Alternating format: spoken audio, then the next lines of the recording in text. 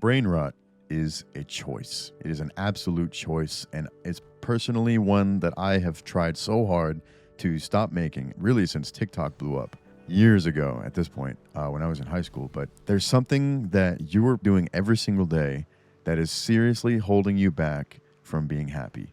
I personally feel this way, and I will explain why. So when TikTok came out, it was great. It was this new phenomenon, vertical sliding, not scrollable content.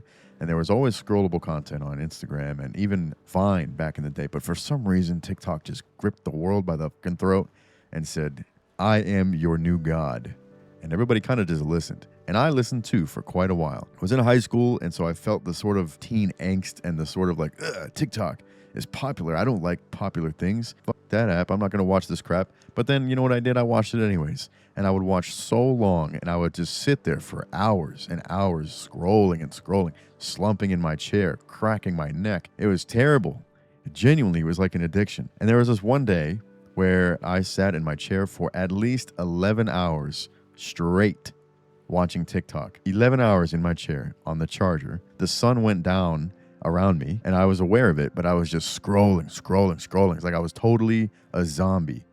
And that really freaked the shit out of me. I realized at the end of the 11 hours, and I threw my phone away from me, and I slapped myself in the face. And I was so scared. I was so freaked out. I was like, how did I just do that for 11 hours? That's a day. I'm never going to get that day back, that half a day. It's gone forever. I'll never get it back. And the scariest part was I could not remember a damn thing that I watched. There were maybe a few really funny ones that I remembered, oh, haha, that was a funny little video there. Haha. I'm glad I spent 11 hours finding that joke. 2 days later, couldn't even remember the joke. It's a freaking poison. It is an absolute poison. And it's gotten even worse over the years because there's YouTube Shorts and there's Instagram Reels. And I think Facebook does Reels because Facebook is Instagram. And, Twitter did their thing. And it's just everywhere. You cannot escape it. Except you can. You can escape it. And that day, when I sat there and did those 11 hours, I uninstalled the app that day.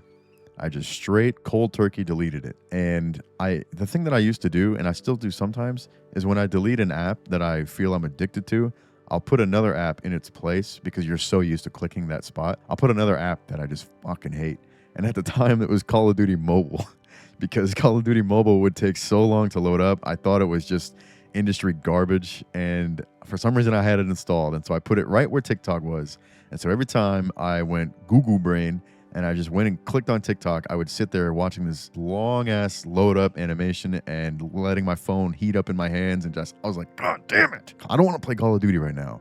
And so I would close it. Honestly, I felt like a genius for thinking that one up because I was like, this is great. I genuinely hate clicking on this spot on my phone now. And it dissipated that little craving I had for some brain rot content. It genuinely dissipated it because I replaced that craving with being pissed off for a moment. But it worked. In the long run, it worked. I quit a TikTok cold turkey. But you know what happened then? YouTube Shorts came out. And you can't really delete YouTube Shorts because I love YouTube. I love watching YouTube. And Shorts are integrated deeply into YouTube. So what the hell can you do? And so that one kind of gripped me for a while. I never had a long day like that. I never had 11 hours like that again because I would start hitting myself, which I don't recommend that. But I would slap myself in the face if I noticed that I was almost drooling on my phone. I would smack myself. I'd punch myself in the thigh, or I'd do something to shock myself out of it because I don't have the discipline or self-control to just mentally pull myself out. I have to shock myself. So that's my method.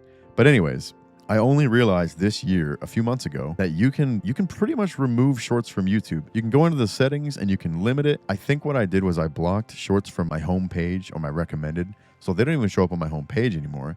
And I also set a limit so that if I were to ever click on a short and scroll even once, YouTube would tell me that's enough Shorts for the day. I limited it to just one short. Honestly though, when it pops up with the whole that's enough Shorts for today, you could just click on OK and it'll just let you watch the next video. But it introduces a moment of interruption. And that moment was enough for me to realize, you know what, I actually don't want to watch Shorts. So let me just get out of this. Let me watch a long form video or let me just close the app. So that was YouTube, done and dusted. I beat that boss. The last boss fight, though, is Instagram.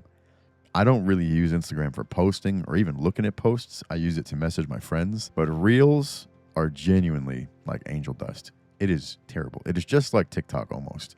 That's the one that I'm still working on quitting. But just because I've already quit TikTok and YouTube, and I've developed this feeling of really just hatred and anger when I sit there watching mindless content. I've developed this almost auto response in my body of like genuine rage. So if I sit there and watch Instagram for a little while, I'll start to feel just toxic, and I'll start to feel like my blood is just syrup, and I'm like, ugh, this is just disgusting.